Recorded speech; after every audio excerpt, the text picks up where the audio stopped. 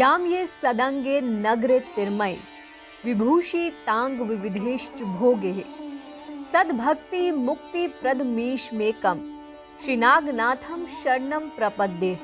अर्थात जो दक्षिण के अत्यंत रमणीय सदंग नगर में विविध भागों से संपन्न होकर आभूषणों से भूषित हो रहे हैं, जो एकमात्र सद्भक्ति और मुक्ति को देने वाले हैं, उन प्रभु श्री नागनाथ जी की शरण में मैं जाता हूं।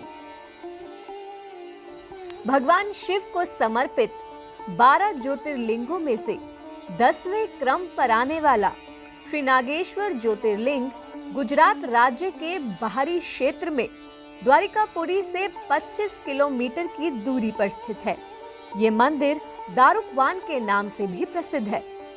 नागेश्वर शब्द का अर्थ है नागों के भगवान। नाग जो कि हमेशा भगवान शिव की गर्दन के चारों ओर कुंडली मारे पाए जाते हैं, इसलिए ये मंदिर विष और विष से संबंधित रोगों से मुक्ति के लिए प्रसिद्ध है। मंदिर के प्रांगण में भगवान शिव की 25 मीटर लंबी पद्मासन मुद्रा में बैठी हुई मूर्ति स्थापित की गई है। प्रांगण से होते हुए दाईं तरफ सभा मंडप में प्रवेश करने पर नंदी बैल और उसके ठीक सामने स्थापित शिवलिंग के दर्शन होते हैं। कहा जाता है कि जो लोग नागेश्वर शिवलिंग से प्रार्थना करते हैं वे विष से मुक्त हो जाते हैं।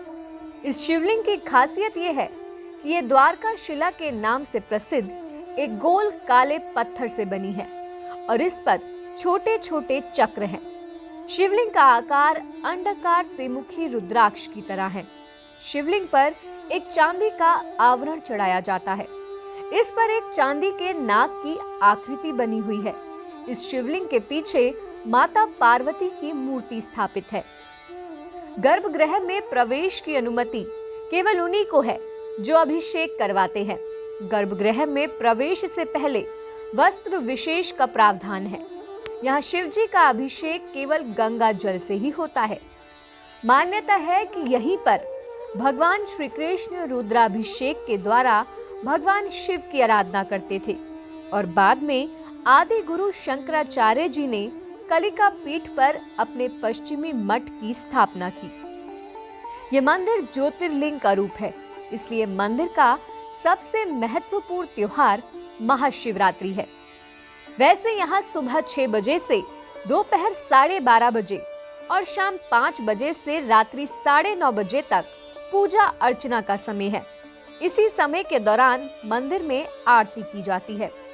इस ज्योतिर्लिंग से एक अनोखा चमत्कार भी जुड़ा है।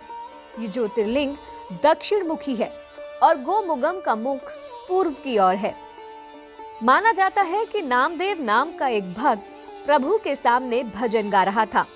अन्य भक्तों ने उसे भगवान के सामने से हटकर एक तरफ खड़े होने के लिए कहा।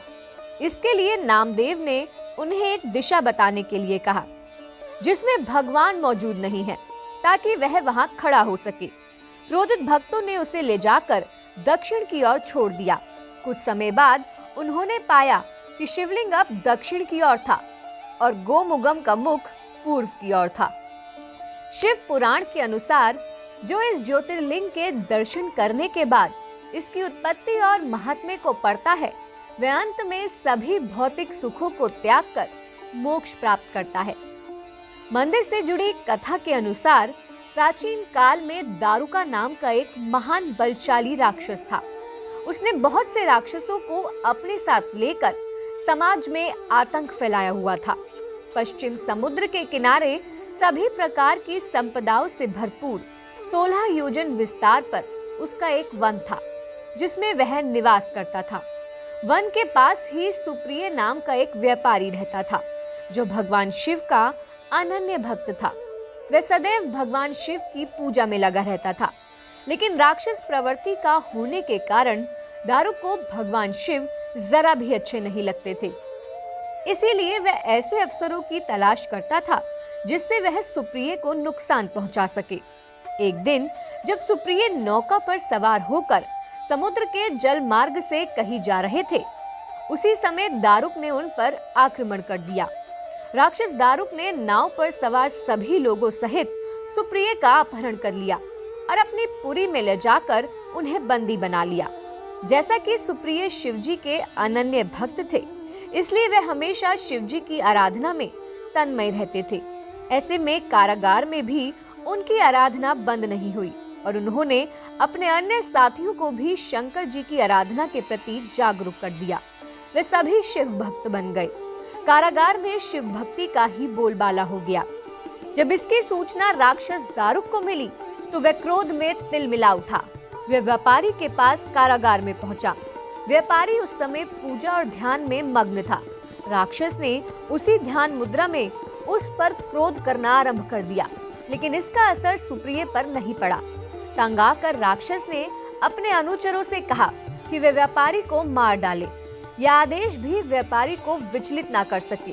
इस पर भी व्यापारी अपनी और अपने साथियों की मुक्ति के लिए भगवान शिव से प्रार्थना करने लगा।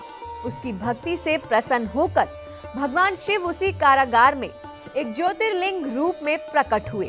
भगवान शिव ने व्यापारी को पाशुपत अस्त्र दिया ताकि वह अपनी रक्षा कर सके। इस अस्त्र से सुप्रिय ने राक्षस दारुक तथा उसके अनुचरों का वध कर दिया। उसी समय से भगवान शिव के इस ज्योतिर्लिंग का नाम नागेश्वर के नाम से प्रसिद्ध हुआ। नागेश्वर ज्योतिर्लिंग के अतिरिक्त नागेश्वर नाम से 2 अन्य शिवलिंगों की भी चर्चा ग्रंथों से प्राप्त होती है, लेकिन ज्योतिर्लिंग के रूप में द्वारिकापुरी का नागेश्वर ज्योतिर्लिंग विश्व भर में प्रसिद्ध है। अतः आप भी अपने जीवन काल में एक बार इस ज्योतिर्लिंग के दर्शन अवश्य करें। भगवान शिव की कृपा आप सभी पर सदैव बनी रहे। हर हर महादेव। आप हमारे संत वाणी चैनल को सब्सक्राइब करें, वीडियो को लाइक करें, शेयर करें और हाँ, बेल आइकन पर क्लिक करना बिल्कुल ना भूलें ताकि हमारी किसी भी वीडियो की सूचना सबसे पहले आपको मिले।